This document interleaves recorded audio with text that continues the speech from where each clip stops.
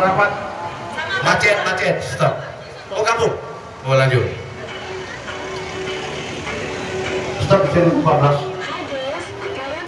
Meriahkan Hari Ulang Tahun Republik Indonesia ke-77 Dinas Tenaga Kerja dan Mobilitas Penduduk Aceh, turut berpartisipasi dalam pawai mobil hias yang diadakan oleh pemerintah Provinsi Aceh, Rabu 18 Agustus 2022.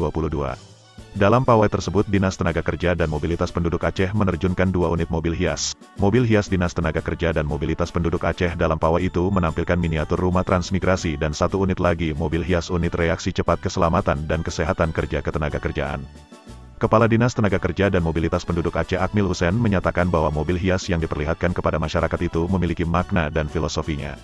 Dijelaskannya tema dari mobil hias yang berbentuk miniatur rumah transmigrasi tersebut adalah bentuk kesatuan dan persatuan masyarakat serta kesejahteraan di lokasi unit permukiman transmigrasi yang tersebar di seluruh Aceh. Sedangkan mobil hias unit reaksi cepat yang diterjunkan pada pawai tersebut mempunyai makna pentingnya manfaat keselamatan dan keselamatan kerja, utamanya agar melindungi karyawan dari level bawah hingga atas dari segala risiko yang mungkin terjadi saat bekerja. Seluruh pekerjaan memiliki tingkat risiko masing-masing, untuk itu perlindungan pekerja diperlukan agar para pekerja dan keluarganya aman dan nyaman dalam bekerja. Demikian penjelasannya. Untuk karnaval mobil hias melewati rute start dari lapangan Belang Padang menuju Pendopo Gubernur hingga kawasan Masjid Raya Baitur Rahman. Peserta kemudian melewati arah jembatan Pantai Pirak, melewati bundaran Simpang 5 menuju Simpang Mesra Lamnyong dan kemudian finish di lapangan Belang Padang.